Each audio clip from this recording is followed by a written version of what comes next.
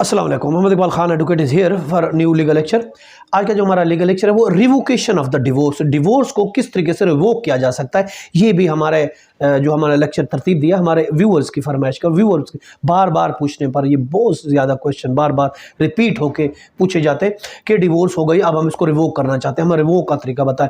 बहुत से क्लाइंट्स हैं जो कि हमें, मेरे बहुत से फॉरेन में भी क्लाइंट है जो यही पूछते रहते हैं। अभी भी कल भी एक आया कि मैंने डिवोर्स दे दी, अब मुझे तरीका बताओ, किसी न किसी तरीके से मैं उसको रिवोक करना चाहता हूँ। मेरे जो है वो बहन भाइयों ने मुझ पर जोर दिया कि आप इसको तलाक दे दो, मैं नहीं जीना चाहता था, अब मैं मजबूर हूँ, मुझे रिवोक करने का।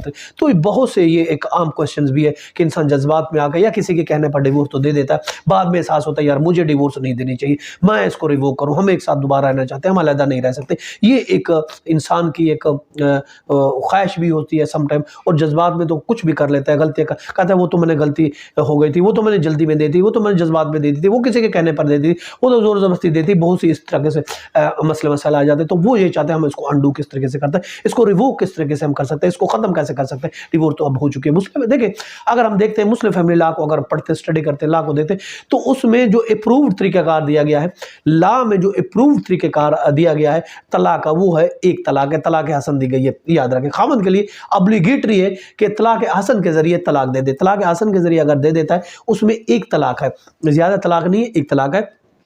लेकिन मसला हमारे लिए देखें तब पैदा होता है जब हम थ्राइस तलाक, रिवोक, अनरिवोकेबल, इररिवोकेबल हम जब तलाक देते हैं तो हमारे लिए मसला बनता है। जब 3 तलाक़ें हम एक साथ दे देते हैं तो वो इफेक्टिव हो जाती हैं और हमारे लिए मसला बनता है, हम उसको रिवोक नहीं कर सकते। ये हमारे लिए एक मसला। बेहतर जो लीगली तरीका भी यही है कि अगर आप डिवोर्स देना चाहते हैं, आप देख रहे हैं कि आप मियां बीवी नहीं चल सकते, तो आप एक तरीका दें, एक तलाक दें, तलाक हसन के जरिए आप अपनी वाइफ को तलाक दें, ताकि बाद में अगर आपको इस चीज़ का एहसास होता है तो दोबारा आप मिल भी सके, रिवोक भी कर सके और दोबारा से अपनी ज़िंदगी भी स्टार्ट कर सकते हैं। खामन 90 डेज के अंदर अंदर तलाक को अपने एक तलाक हमने दे दी, अब अगर आपने एक तलाक दे दी तो आप रिवोक कर सकते हैं। 90 दिन के अंदर अंदर आप उस तलाक को रिवोक कर सकते हैं। Husband can revoke his divorce if he has executed divorce of तलाक हसन। अगर उसने एक तलाक दी है तो 90 दिन के अंदर अंदर वो उसको रिवोक कर सकता है। उस तारीख से, जिस तारीख को चेयरमैन यूनियन काउंसिल को नोटिस देता है, उस तारीख से 90 दिन के अंदर अंदर आप उस तलाक को रिवोक कर सकते हैं, ख़त्म कर सकते हैं। इसके बावजूद अगर यूनियन काउंसिल उसको कंफर्म भी कर देती है तो ये एक गैर कानूनी और इल्लीगल काम होगा।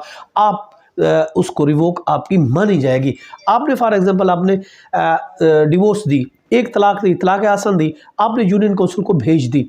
अब यूनियन काउंसिल उसके बाद 90 दिन अभी नहीं गुजरे, आप चाहते हैं कि नहीं हम सुलह कर लेते हैं, आपने उसको रिवोकेशन का नोटिस भेज दिया यूनियन काउंसिल के चेयरमैन के, मैं ये डिवोर्स रिवोक कर रहा हूँ। लेकिन इसके बावजूद भी उसने कंफर्म कर दिया, अगर उसने इसके बावजूद भी आपके उस रिवोकेशन को नहीं माना, उसने कहा आपने डिवोर्स दे दी थी, मैं उसको रिवोक नहीं कर सकता, मैं इसको कंफर्म कर रहा हूँ, अगर वो इस तरीके से कोई अमल करता है, चेयरमैन यूसी अगर इस तरीके के कोई एक्ट करता है कि आपके रिवोकेशन को एक्सेप्ट नहीं करता, आपके डिवोर्स को कंफर्म कर देता है, तो याद रखें ऐसा यूनियन काउंसिल के चेयरमैन का अमल जो होगा वो इल्लीगल एक्ट होगा, गैर कानूनी अमल होगा और इल्लीगल अमल होगा, उसकी कोई लीगल वर्थ नहीं होगी। आप लेटर देके रिवोक करके नई जिंदगी स्टार्ट कर सकते हैं। इसमें रूलिंग भी हम आपको दे रहे हैं, जो रूलिंग है 2007 की, 2007 CLC है, पेज 1047। उसमें यही किया गया है कि आपने रिवोकेशन लेटर भेज दिया यूनियन काउंसिल को, लेकिन इसके बावजूद भी यूनियन काउंसिल ने आप उसको कंसीडर्ड नहीं किया, और इसके बावजूद भी उसने आपको कंफर्मेशन सर्टिफिकेट इशू कर दिया, कह दिया कि आपकी डिवोर्स कंफर्म हो गई, कंफर्मेशन सर्टिफिकेट इशू कर दिया, तो ये चेयरमैन यूसी का अमल इलीगल होगा और गैर कानूनी होगा, क्योंकि आपने रिवोक जब कर दिया तो उसको चाहिए था कि रिवोकेशन को कंसिडर करते हुए उसको खत्म कर देता, रिकंसिलेशन कर देता, मगर उसने ऐसा नहीं किया, तो ये इलीगल होगा और गैर कानूनी अमल होगा। 2007 CLC पेज 1047। ये था हमारा आज का लीगल लेक्चर। इसके साथ मुझे इजाजत दीजिए, कल एक नए लीगल लेक्चर के साथ फिर मिलेंगे। उस वक्त अपना और अपने गिरदुनवा का बहुत ख्याल रखिएगा। अगर आपको भी किसी टॉपिक पर लीगल लेक्चर दरकार है तो आप कमेंट्स में जाएं और उसमें आप लिखें कि इस टॉपिक पर लीगल लेक्चर बनाएं। ऑफ कोर्स हम ऐसा करेंगे। ये था हमारा आज का लीगल लेक्चर। इसके साथ इजाजत दीजिए, कर फिर मिलेंगे। Have a nice day. अल्लाह हाफिज़।